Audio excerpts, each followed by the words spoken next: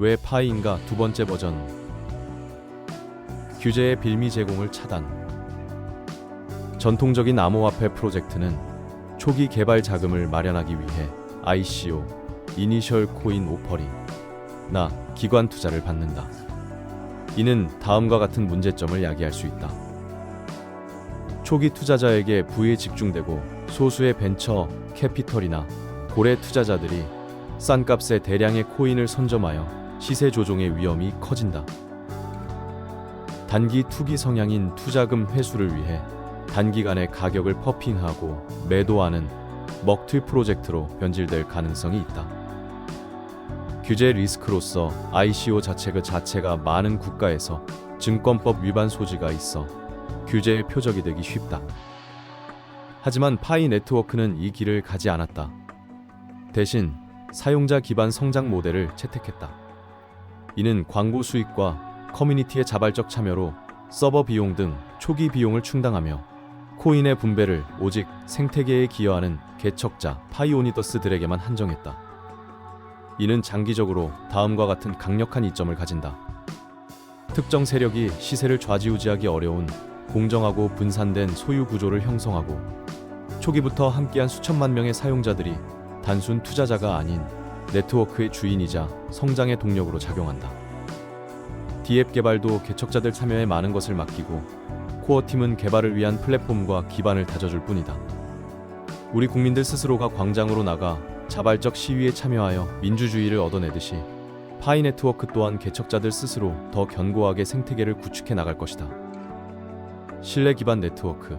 비트코인을 포함한 많은 초기 암호화폐는 익명성을 특징으로 했지만 이는 자금 세탁, 테러 자금 조달 등 불법적인 활동에 악용되는 빌미를 제공했다.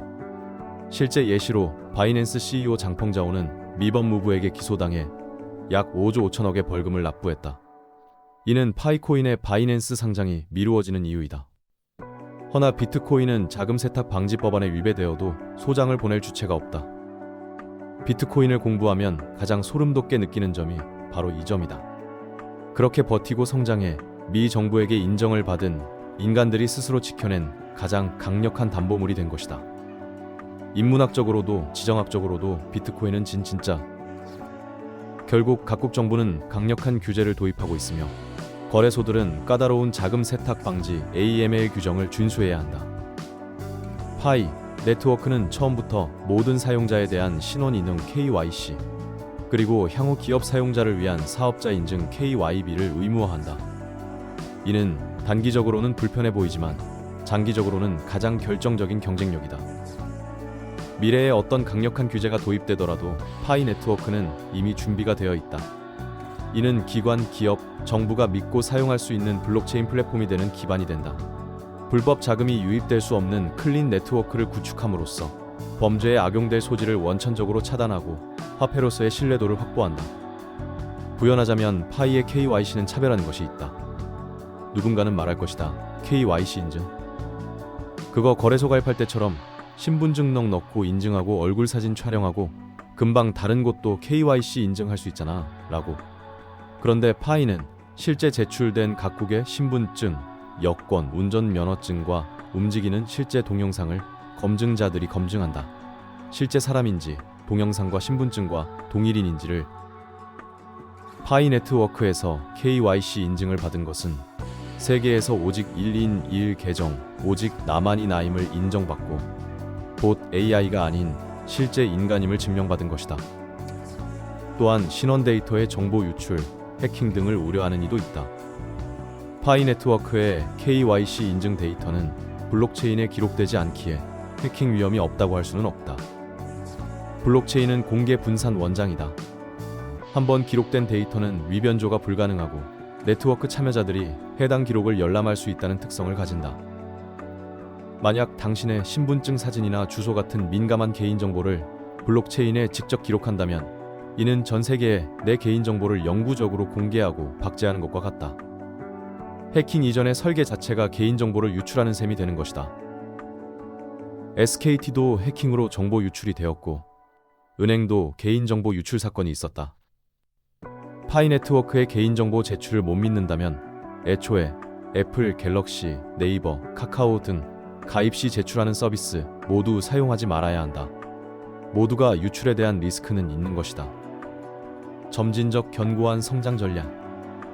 대부분의 프로젝트가 메인넷 출시를 대대적으로 홍보하며 거래소 상장부터 서두르는 반면 파이 네트워크는 폐쇄형 메인넷 인클로스드 메인넷이라는 독특한 단계를 거치고 있다. 이러한 느린 과정은 사실 네트워크의 내실을 다지는 핵심적인 시간이다. 수천만 명의 사용자가 실제 거래 트랜잭션을 일으키며 발생할 수 있는 모든 버그와 문제점을 수정하고 네트워크를 안정화하고 개발자들이 파이 플랫폼 위에서 다양한 DApp 앱을 만들고 테스트할 충분한 시간을 제공한다. 화폐는 쓸 곳이 없으면 가치가 없다. 파이는 가치가 생기기 전에 쓸 곳부터 만드는 전략을 구사한 것이다. 또한 사용자들이 암호화폐 지갑 사용법, 거래 방법, 생태계 참여 방법 등을 충분히 학습하고 적응하는 기간을 제공하기도 한다. 이는 모래 위에 성을 짓는 것이 아니라 단단한 안반 위에 도시를 건설하는 것이다. 스마트폰 기반 접근성. 비트코인은 이미 신뢰를 쌓았고 정부로부터 인정을 받은 세계 최고의 가치 저장 담보물이 되었다. 누차 말하지만 나의 기준으로 실패한 화폐이다. 비트코인 채굴 시 고가의 장비와 막대한 전기를 필요로 하는 그들만의 리그가 되었다. 노드를 운영하여 네트워크를 구축하는 것이 주된 목적이 된 게 아니란 것이다. 이는 네트워크의 확장에 큰 장벽이다. 전 세계 어디서든 스마트폰으로 접속 가능하며 인터넷망은 스타링크로 극복할 것이다. 파이 네트워크는 스마트폰으로 참여를 시작하였고 이들은 KYC 인증으로 신뢰 기반 네트워크를 구축하였다. 개발 초기부터 모두 견고하게 계획된 프로젝트인 것이다. 파이 네트워크는 스마트폰 앱을 통해 누구나 쉽게 참여할 수 있도록 설계되었다. 기술적 지식이나 자본 없이도 전 세계 수십억 명의 스마트폰 사용자가 잠재적인 네트워크 참여자가 될 수 있다. 이는 네트워크 효과를 극대화한다. 물론 노드 운영을 하여 트랜잭션 검증인으로 네트워크에 기여하면 더 많은 기여도를 채굴 속도로 보상받는다. 만약 파이 네트워크에 대한 관점이 나와 같거나 비슷하여 참여하고 싶다면 노드 운영은 필수이다. 네트워크의 가치는 사용자 수의 제곱에 비례한다. 사용자가 많아질수록 그 네트워크 안에서 할 수 있는 일이 기하급수적으로 늘어나고 이는 다시 네트워크의 가치를 폭발적으로 증가시킨다. 파이는 역사상 가장 거대한 사용자 기반을 가진 블록체인 프로젝트가 될 잠재력을 가지고 있다. 웹3, 메타버스 시대의 가장 강력한 OS 및 기축통화. 인터넷이 세상 처음 나왔을 때 윈도우가 나왔고 스마트폰이 나왔을 때 안드로이드와 iOS가 나왔다. 블록체인 시대에서는 어떤 OS가 깃발을 꽂을 것인가? 파이 네트워크는 OS이다. 블록체인 플랫폼이며 신뢰 검증 바탕의 네트워크이며 다가올 메타버스 3시대의 선두주자가 될 것이다. 늘 강조하는 것이지만 블록체인은 신뢰가 근간이며 가장 높은 신뢰도를 가질 수 있게 노력하고 개발되고 구축하고 있는 것이 파이 네트워크이다. 웹3와 메타버스는 결국 디지털 신원과 디지털 자산의 소유 및 거래가 핵심이다. 파이의 KYC 인증된 수천만 명의 사용자는 그 자체로 가장 신뢰도 높은 웹3의 디지털 신원 풀이다. 메타버스 안에서 물건을 사고 팔거나 실물 자산 서비스를 이용할 때 국경 없이 빠르고 저렴하게 거래할 수 있는 디지털 화폐가 필수적이다. 파이 네트워크는 이미 거대한 사용자 기반과 자체 통화를 가지고 있으므로 앞으로 본격화될 웹3 및 메타버스 플랫폼들에게 가장 매력적인 기축 통화될 것이다. 비트코인이 디지털 금으로서 가치 저장의 시대를 열었다면 파이는 그 기반 위에서 실제 상거래와 디지털 경제를 움직이는 디지털 현금의 역할을 목표로 한다. 스마트폰이 세상에 등장함으로써 인터넷은 웹 2.0의 최대치로 성장하였고 다음은 웹 3.0이다. 하드웨어가 스마트폰에서 머물고 있지만 곧 작은 안경 하나로 스마트폰을 대체하고 가상 공간의 활용을 극대화할 것이고 웹 3.0 또한 최대치로 성장할 것이다. 2030년이 중요한 파이 가치의 증명 시점. 생태계 성숙의 시간. 현재는 앱 개발과 상점 입점이 이루어지는 초기 단계이다. 아마존과 같은 거대 유통기업이나 일상생활에서 누구나 쓰는 필수 앱들이 파이 생태계에 들어오고 정착하기까지는 최소 5에서 7년 이상의 시간이 필요하다. 글로벌 규제 확립. 현재는 각국 정부의 암호화폐 규제가 과도기적 단계에 있다. 2030년경에는 글로벌 표준에 가까운 명확한 규제 프레임워크가 자리 잡을 가능성이 높다.